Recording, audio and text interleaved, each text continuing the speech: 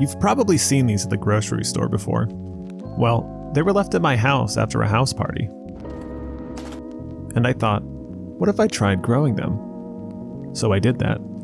Not only will I show you how to grow them, I'll also show you what to do with them.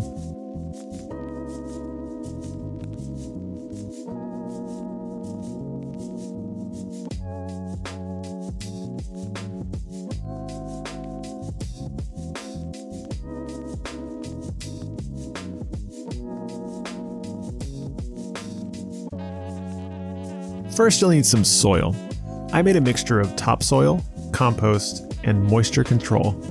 It's just whatever bags of soil were already in my side yard, and I didn't give it much thought. Now let's look into the condition of these herbs and see if they're even worth my time. Gross. I'm kidding, it just needs a haircut.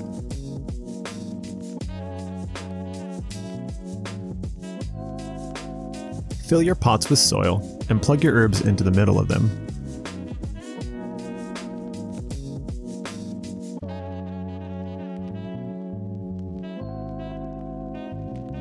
If you just put these straight into the outside and water them, they might live. Might. Since they were packaged in a high humidity plastic container for who knows how long. I'll be placing some drink bottle tops on them to retain a little bit of humidity. After that, I'll place them in indirect sunlight and water them every day. Now that it's been a few days, I feel comfortable removing the plastic tops.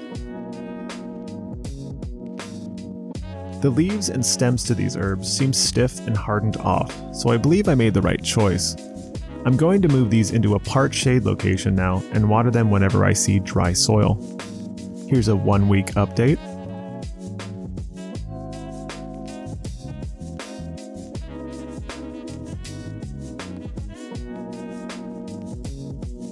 Here's week 2. I'm going to give them 1 dose of 20-20-20 water-soluble fertilizer.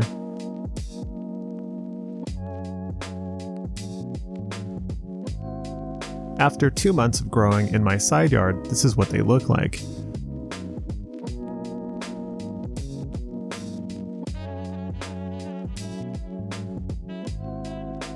I feel pretty comfortable harvesting for food now. Now here comes the fun part. I'll be showing several different uses for these herbs, starting with mint, rosemary, then oregano. The first mint dish is called Öcce, which is sort of a Turkish fritter. These are incredibly refreshing and are useful if you want to lose weight. They can food prep for about 3 days, but requires baking to reheat. Otherwise, they'll have a gross rubbery consistency. For this dish, you will need 3 cloves of garlic, 2 to 3 sprigs of mint, a small bundle of parsley, 1 to 2 green onions, a white cheese of your choice, 3 eggs, 2/3 cup of all-purpose flour, crushed red pepper, and cumin seed. Chop all of your greens up and combine in a bowl with your seasoning and 2/3 cup of flour. Mix well.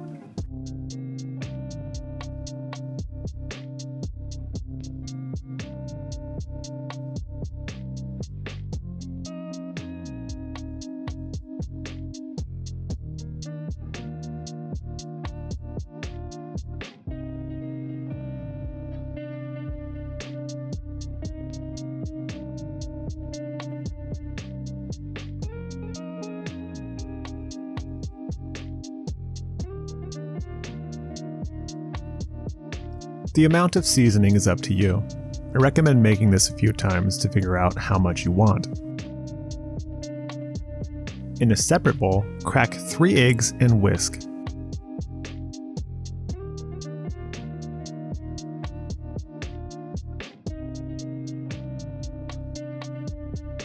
Combine the eggs with your dried ingredients and stir until you don't see any dry flour left.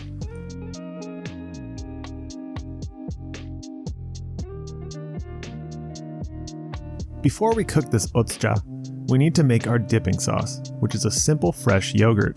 All you need for this dip is plain Greek yogurt, 1 fresh lemon, 3 cloves of garlic, and fresh dill. Pour the desired amount of yogurt into a bowl. Finely chop and add the fresh dill. Stir until completely combined. Finely chop, microplane, or grate your garlic, and add the desired amount of lemon juice. You should add a little more than you think you want.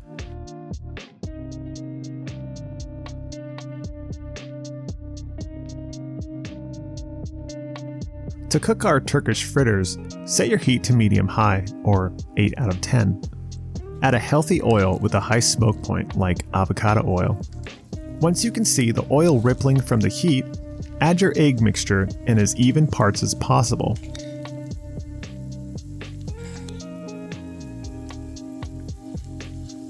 And gently smash the tops into pancakes.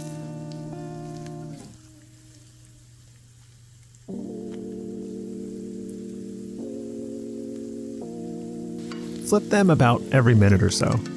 I take mine out at golden, but if you want a crispier texture, you can leave them in a while longer.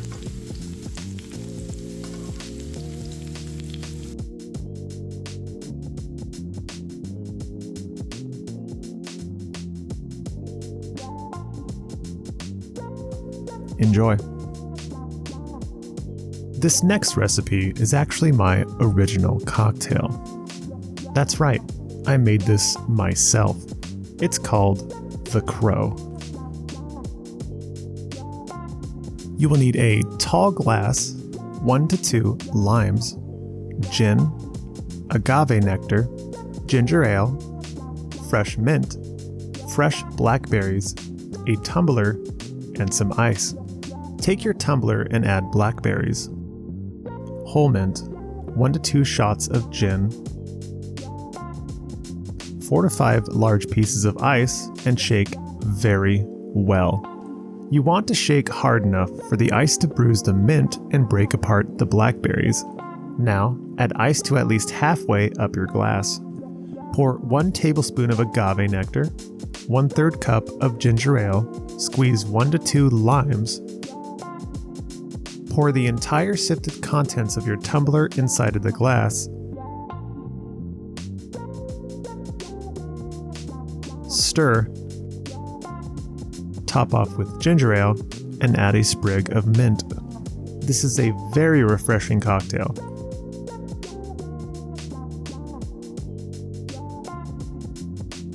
Our final mint recipe is another drink, and it's really easy to make. This is honey mint tea. What you need is 4 to 5 stems of mint, a large heat-resistant container, 1 lemon, and honey. Crush or bruise the mint in any way you see fit, and then chop it up. Place your mint in a heat-resistant container and pour boiling water in it. Let it steep for 5 to 10 minutes, depending on how strong you want it. To a mug, add 1 tablespoon of honey, squeeze out the desired amount of lemon, and pour your tea in. This hot mint tea is perfect for sore throats. You know, like if you're voice recording 7 recipes in a row for a video. You can also have this iced. Just replace the honey with agave nectar. Fill a glass up with ice and pour the hot tea over.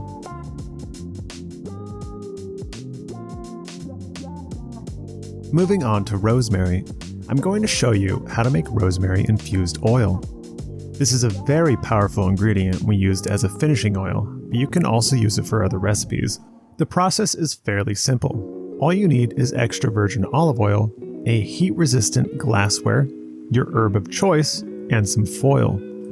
For every 1.5 cups of oil, use 2 stems of rosemary. Cut up your rosemary. In a small pot, turn the heat to medium-high or 6 out of 10 and immediately add your oil. You want your oil to heat up gradually. Add in your rosemary.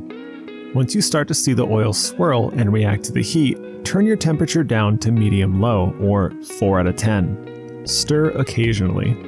Once you see the oil start to simmer, cover the pot with foil and turn your heat down to low or 2 out of 10. Simmer for at least 10 minutes. After 10 minutes, pour Pour your oil into a heat-resistant glassware and cover with foil.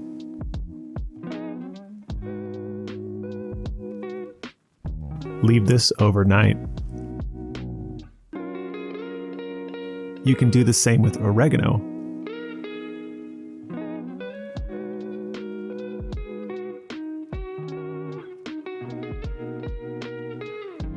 The next morning, pour your oils into their respective bottles through a fine strainer.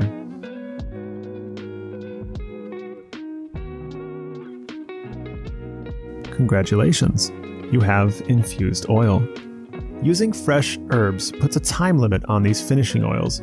Generally, they're safe up to 1 to 2 weeks, but after that, if you want to use them, you should be cooking with them instead of using them as finishing oils. Next is our rosemary dish. It's steak. I only eat steak probably less than 5 times a year, so when I do, I need it to be perfect. I'm going to show you one of the simplest ways to cook a perfect crust while remaining a medium rare inside.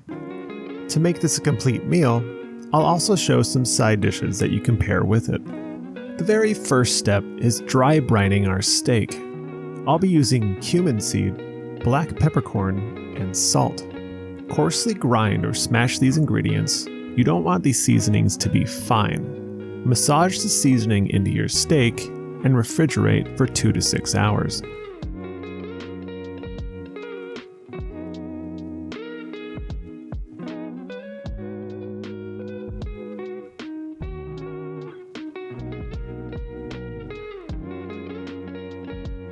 While our meat is being brined, we can prepare the sides to this meal.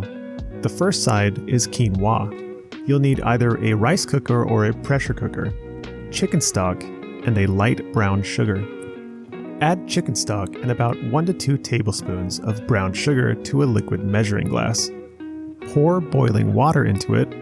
Place 1 cup of quinoa into your rice cooker or pressure cooker and add roughly 2 cups of brown sugar infused chicken stock. Now simply cook the quinoa.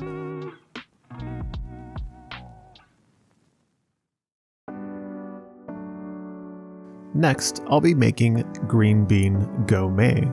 You'll need any type of green bean for this: sesame seeds, sugar, and soy sauce. You can buy toasted sesame seeds, but mine are not, so I'll show you how to toast them. In a small pot, turn the heat to medium-high or 6 out of 10. Add about 1/2 cup of sesame seeds. Toss and stir your seeds until you see a faint discoloration. Take them off the heat and place them into a heat-resistant bowl. If you put these in unprotected glass, it will explode. These sesame seeds get so hot it's not even funny. Next, cut any stems off of your green beans. Fill a small pot with water and bring to a boil. Blanch your green beans while stirring often, 2 to 3 minutes maximum. If you start to hear your beans pop, you are overcooking them. Drain the beans into a strainer and wait until they are completely dry and at room temperature before moving on to the next step. Pour half of your sesame seeds into a pestle and mortar or a bag and a hammer. Grind or smash them into a coarse material. Add 1 tablespoon of soy sauce and 1 tablespoon of sugar. Grind or smash them into a paste. Now, in either a Tupperware or a large bag, place all the ingredients together. Add a teaspoon of sesame oil and toss until combined.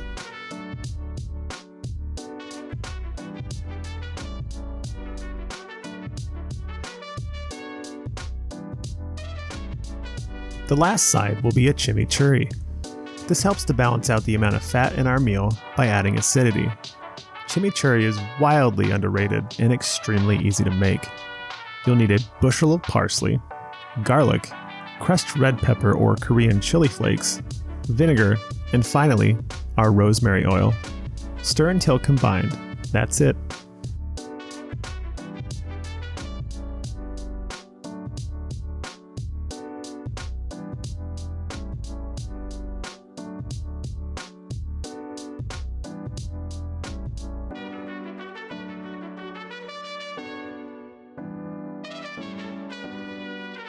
It's time to cook our beautiful steak.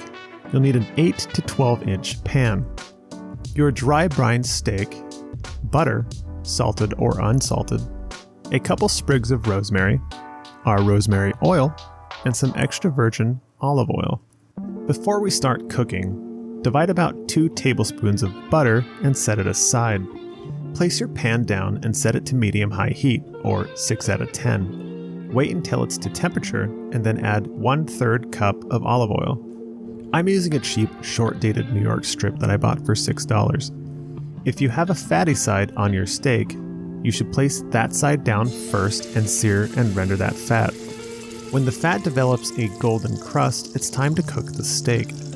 Place the steak on its flat side and do not move it. Use a spoon to baste the top in preparation for the next flip. The steak will cook extremely fast, so we'll be using a flipping technique to cook it for a perfect Maillard reaction. Let the steak sear for 45 seconds, then scrape it off the bottom and flip. Since we basted this side, we only wait about 30 seconds before flipping again. Every time that we flip it, the side not currently being cooked gets to rest.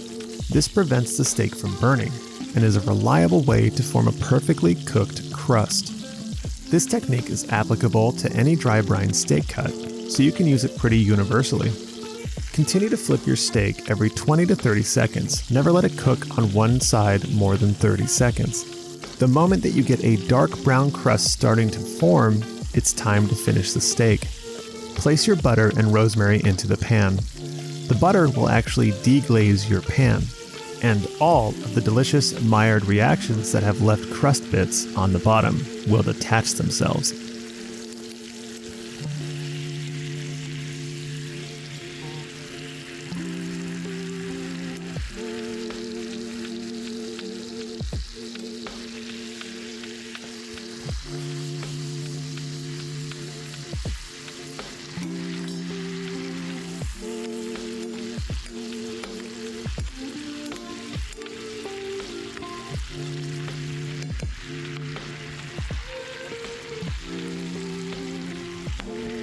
Congratulations, you just made brown butter, one of the most delicious things on earth.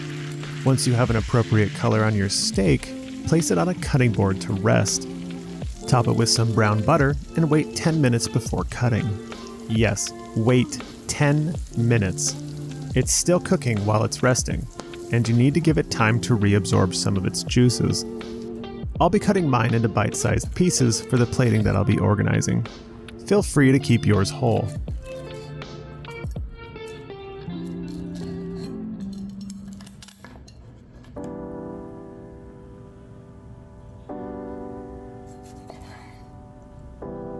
Just look at that beautiful color.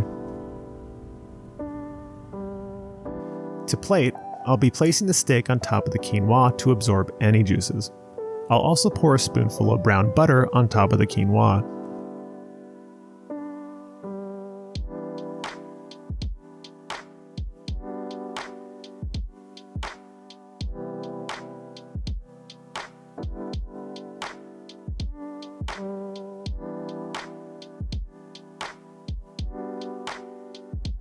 Lastly, I'll put the chimichurri on top of the steak and drizzle a bit of rosemary oil to make the dish even more cohesive.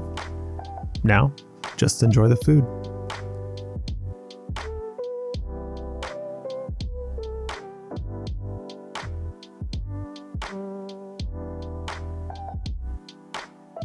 For our final recipes, we'll be using oregano and oregano oil. This easy bread and oil recipe can be used as a side and is excellent for digestion. You will need garlic, fresh parsley, oregano oil, your choice of bread, and some vinegar. I'll be using balsamic. Roughly chop your parsley and garlic. Place it in a dipping cup. Keeping the contents of the dip larger gives a fun texture while eating. Now just add oregano oil and vinegar in a 2-to-1 ratio. Chop up your bread and plate. This simple recipe really lifts my spirits when I'm having a bad day.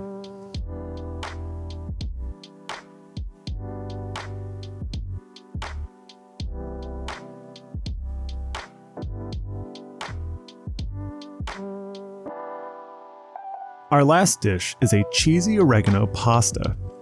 I'll be using pork belly, but feel free to use any type of pork that you want. Cut your selected pork into 1/4 inch pieces. Cover with 2 tablespoons of fennel seed and 2 teaspoons of salt. Mix well. For the pasta, you'll need mixed leafy greens or just spinach, garlic, some sort of heavy cream, butter, salted or unsalted, 2 white cheeses. I'm using Fontina and smoked Gouda. You can use whatever cheese you like. I recommend Pecorino, as it's one of my favorites to melt for pasta.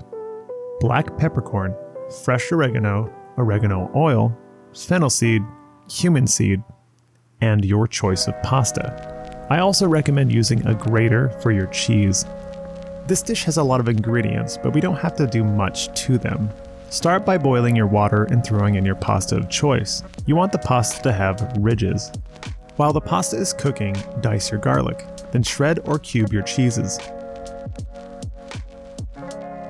Fill 1/2 cup worth of heavy cream and separate 1 tablespoon of butter, set aside. Pull your pasta 1 to 2 minutes before the recommended cook time. We'll be finishing the pasta inside of our sauce. Now, let's start our sauce. In a 12-inch pan or large pot, turn the heat to medium-high or 6 out of 10, and place 5 to 10 whole peppercorns to cook for roughly 3 minutes. Then throw in your pork. Keep the heat at medium-high and break apart your pork, making sure proper contact for each piece. Once you start developing a crust on one side of your pork, throw in oregano and mixed greens. Let it rest on top for about 30 seconds. This will help trap heat and moisture as your greens start to heat up.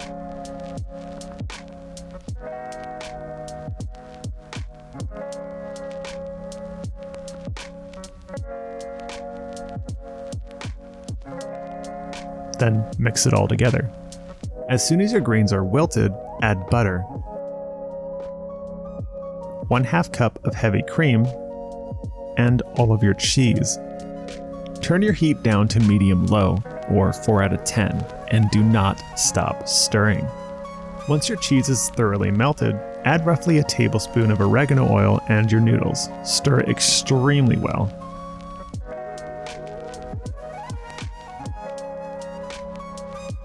Add about 1/4 cup of heavy cream and stir. Once mixed thoroughly, let your pasta simmer for about a minute. Plate and eat immediately. You can top it with more peppercorn if you wish. This isn't exactly the healthiest dish, but it's really good. With that, I hope you enjoyed my content. Consider subscribing if you want to see more. Until next time.